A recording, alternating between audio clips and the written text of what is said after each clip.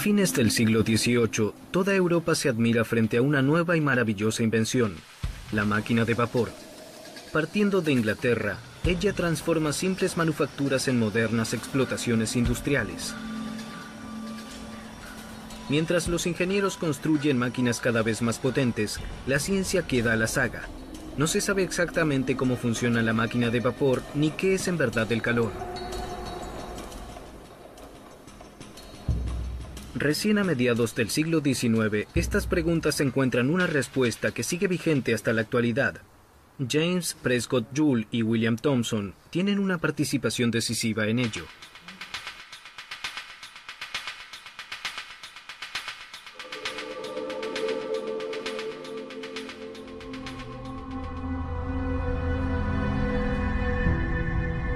Hace tiempo que los investigadores discuten qué es el calor. Se observan los fenómenos térmicos y se los explica con teorías deductivas. Quien cree que la materia se compone de mínimas partículas, se imagina el calor como movimiento de las mismas. Quien en el siglo XVIII sigue la teoría de la electricidad, prefiere imaginar el calor como líquido imponderable, en forma semejante a cómo se veía la electricidad en esa época. Recién la aparición de nuevos instrumentos permite progresar a los investigadores. Ahora se trata de dar explicaciones a los fenómenos que se pueden medir. El científico escocés Joseph Black descubre con ayuda del novedoso termómetro que se puede medir la temperatura de un cuerpo, pero no el calor efectivamente aportado al mismo. Por ejemplo, al derretir hielo, el calor aportado queda oculto en gran medida. El hielo se derrite frente al influjo del calor, pero el termómetro sigue midiendo 0 grados. En 1780, los científicos franceses Antoine Lavoisier y Pierre-Simon Laplace desarrollan su calorímetro de hielo. Con él miden el calor entregado por un cuerpo. Comprueban que el cobre y la madera de igual masa y temperatura derriten una cantidad diferente de hielo. En esa época, el estadounidense Conde Rumford, que trabaja en el sur de Alemania, cree saber lo que es el calor, la consecuencia del movimiento de partículas minúsculas. Un inusual experimento debe demostrar su teoría. Taladros romos rotan en el interior de caños. Los caños se calientan. Rumford mide el calentamiento indirectamente con el agua necesaria para el enfriamiento. Los experimentos causan sensación, no así la argumentación de Rumford. Solo pocos están dispuestos a avalar su teoría del calor. El 24 de diciembre del año 1818 nace en Salford, cerca de la ciudad inglesa de Manchester, James Prescott Joule, hijo de un próspero fabricante de cerveza. Joule recibe una excelente educación privada. El científico probablemente más famoso de Manchester, John Dalton, da clases de aritmética, geometría y química al joven James, despertando su vocación de investigación. El padre de Joule pronto le instalará su propio laboratorio. La omnipresencia de la técnica en la ciudad industrial de Manchester impresiona al joven James. Observa las primeras locomotoras de vapor y también puede estudiar una máquina de vapor en la cervecería de su familia.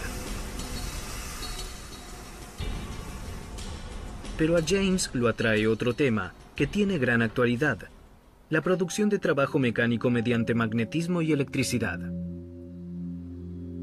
El famoso investigador inglés Michael Faraday había inventado en 1821 el primer motor eléctrico prototípico, señalando el camino a seguir. Desde entonces, muchos científicos intentaron desarrollar un motor eléctrico verdaderamente apto para funcionar. Sin embargo, pronto Joule debe reconocer que el motor eléctrico tiene escasas posibilidades de competir económicamente con la máquina de vapor. Es demasiado elevado el consumo de zinc y líquido de batería. Pero un fenómeno ha captado su atención en estas investigaciones. Durante el funcionamiento, la batería y los conductores eléctricos sufren un gran calentamiento. ¿Acaso esa es la causa del escaso rendimiento de su motor eléctrico?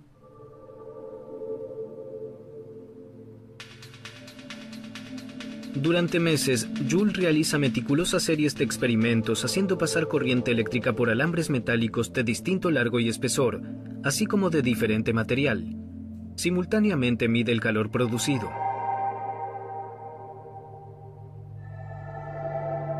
En 1841, sus investigaciones conducen a la ley que lleva su nombre. El calor producido aumenta con la resistencia del conductor eléctrico, el cuadrado de la intensidad de corriente y la duración de la circulación de la corriente. Después de este hallazgo, Joule sigue trabajando en la medición de la formación de calor durante diversos procesos, por ejemplo durante el movimiento de una rueda de paletas en el agua. En este experimento es particularmente fácil calcular el trabajo empleado, pues para impulsar la rueda se usan dos pesas de plomo suspendidas por sogas. Con el peso de las mismas y la altura de la caída, Joule puede calcular el trabajo mecánico.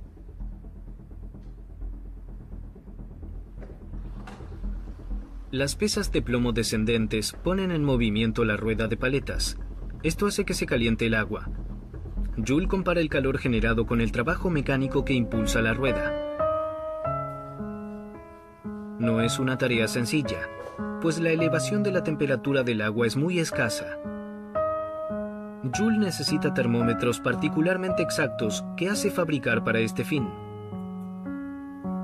Finalmente, Joule logra establecer una relación inequívoca entre el trabajo realizado y la elevación de la temperatura. De ese modo descubre el equivalente mecánico del calor. Una determinada cantidad de trabajo mecánico produce una determinada cantidad de calor. Un descubrimiento significativo. En honor al mismo, en 1976 se cambia el nombre de la unidad de energía por el de Joule. Joule desea compartir sus conclusiones con otros científicos, pero como investigador desconocido que nunca ha estudiado, casi no le prestan atención. Para empeorar las cosas, su tesis de la generación de calor se opone a la teoría imperante. Solo un joven científico ascendente se siente impresionado por sus experimentos, William Thomson. El irlandés William Thomson comenzó sus estudios en Glasgow. Más tarde se cambió a la renombrada Universidad de Cambridge. Después de un periodo de investigaciones en París, Thomson es nombrado profesor de Ciencias Naturales en Glasgow a los 22 años. Durante su estudio ya se había dedicado a la investigación del calor. En París había intentado conseguir los manuscritos de un investigador francés ya casi olvidado, Sadi Carnot. Este había publicado su teoría de la máquina de vapor en 1822. Él la comparaba con la fuerza del agua. Así como el agua cae de una determinada altura impulsando una rueda de molino, así en la máquina de vapor, el calor fluiría de una temperatura mayor a una temperatura inferior. Así como la cantidad de agua permanece constante en el molino de agua, el calor en la máquina a vapor tampoco sufriría cambios. Carnot señaló que una cantidad de calor absorbida siempre tiene que volver a ser entregada después de realizar un trabajo mecánico.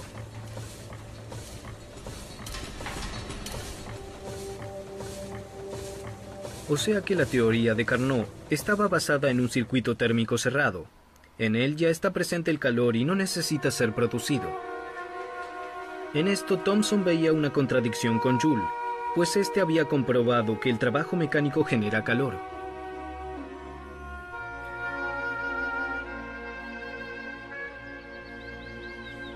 A Thomson le llevó 4 años encontrar la solución del problema.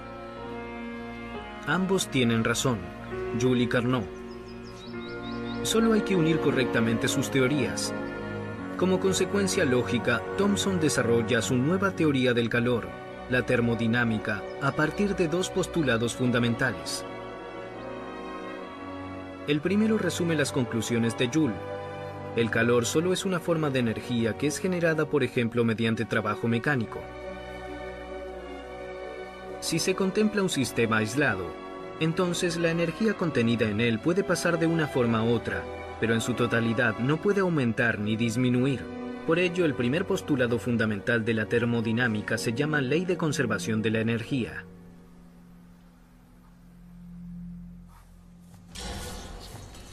El segundo postulado fundamental resume las observaciones de Carnot. El calor nunca puede ser transformado plenamente en trabajo mecánico. Una parte siempre queda sin usar. Toda máquina térmica entrega una parte del calor que le es provisto en forma de descarga de calor. O sea que las transformaciones no son equivalentes en ambos sentidos. Otros científicos llegan a conclusiones parecidas. El físico alemán Rudolf Clausius incluso se adelanta en un año a Thomson con su publicación. Justamente en relación con la primera ley se mencionan muchos descubridores, entre ellos también el médico alemán Julius Robert Mayer. Lo que resulta indiscutible, Joule ha presentado los experimentos más meticulosos para demostrar sus teorías. Por cierto, con ello aún no se ha contestado la pregunta acerca de la naturaleza del calor, pues la termodinámica en un comienzo solo se dedica a magnitudes que se pueden medir y las relaciones entre las mismas. Sin embargo, Joule avanza un paso más. Él vuelve a tomar la idea de Rumford, que el calor es la consecuencia del movimiento de partículas mínimas. Las primeras conclusiones de Joule aún son muy vagas, pero sobre la base de las nuevas leyes de la termodinámica comienza un rápido desarrollo.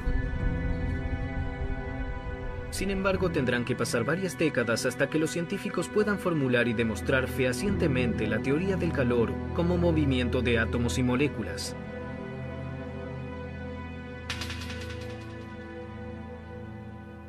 Joule y Thomson, que mientras tanto se han hecho grandes amigos, se dedican en los años sucesivos a otros experimentos en el campo de la termodinámica. Retoman ensayos anteriores de Joule y analizan el cambio de temperatura de un gas al modificar la presión. Hacen circular aire por un tubo en cuya transición al émbolo de vidrio se encuentra una tobera. La presión del aire dentro del tubo es mayor antes de la tobera que después de ella. La repentina caída de presión al pasar por la tobera provoca un cambio de temperatura. En el caso del aire se produce un enfriamiento. Durante 10 años se extiende su proyecto de investigación. Hasta el Estado británico apoya a Joule y Thomson. Mientras que en los primeros ensayos todavía tienen que bombear el gas manualmente a través de las tuberías. Más tarde pueden adquirir una bomba impulsada por vapor. Aun cuando el efecto de enfriamiento comprobado por Joule y Thomson, bautizado con sus nombres, es muy pequeño, tiene una enorme significación práctica, como quedará demostrado 40 años más tarde. En 1895, el ingeniero alemán Carl von Linde aplica el efecto Joule-Thomson tantas veces seguidas como para lograr llevar el aire a una temperatura tan baja que el mismo se torna líquido. Con este procedimiento aún hoy se siguen llevando a estado líquido los gases para envasarlos en tanques o botellas. Los amigos James Prescott Joule y William Thomson han logrado, gracias a sus perseverantes investigaciones, un aporte decisivo al desarrollo de la termodinámica.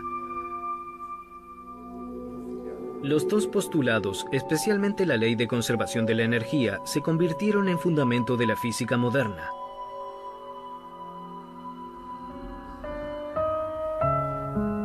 Joule pasó los últimos años de su vida bajo condiciones muy modestas. La reina Victoria le otorgó una pequeña pensión. En 1889 murió en Sale, cerca de Manchester. Thomson, en cambio, es incorporado a la nobleza como Sir. Luego se hace famoso y admirado como Lord Kelvin. El multifacético físico muere en 1907 y es sepultado en la abadía de Westminster, directamente al lado del gran Sir Isaac Newton.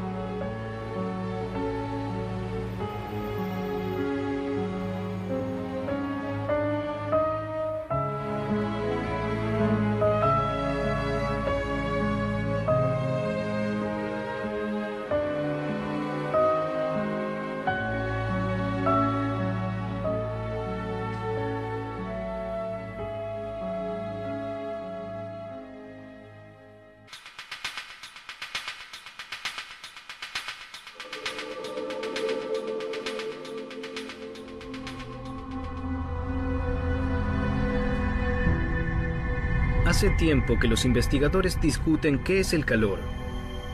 Se observan los fenómenos térmicos. Invención, la máquina de vapor. Partiendo de Inglaterra, ella transforma simples manufacturas en modernas explotaciones industriales. Mientras los ingenieros construyen máquinas cada vez más potentes, la ciencia queda a la saga. No se sabe exactamente cómo funciona la máquina y se los explica con teorías deductivas.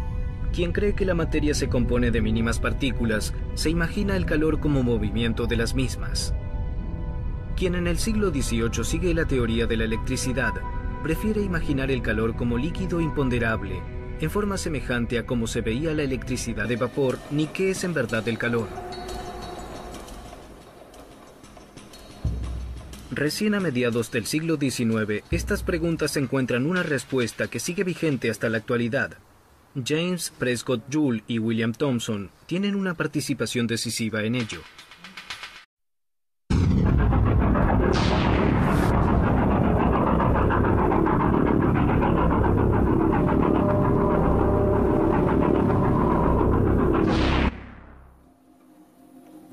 A fines del siglo XVIII, toda Europa se admira frente a una nueva y maravillosa